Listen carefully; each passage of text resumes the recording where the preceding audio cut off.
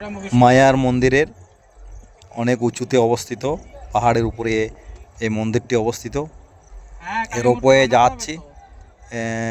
যাচ্ছি, দেখুন এই দৃশ্য। অনেক পাহাড়ের উঁচুরে মা সারদা দেবীর মন্দির। এটি মধ্যপ্রদেশে অবস্থিত। মায়ার জায়গাটির নাম।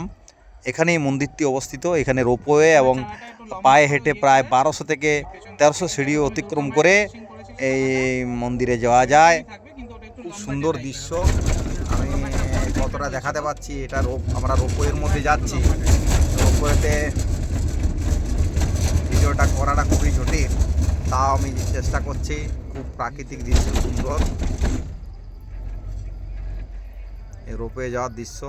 খুব সুন্দর প্রাকৃতিক দৃশ্য, দেখুন।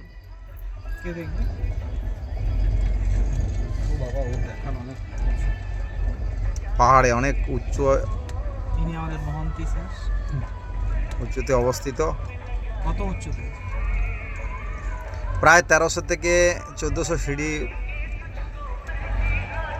এই যে ধীরাজ দা মহারাজ, এই যে মহারাজের সাথে গেছিলাম।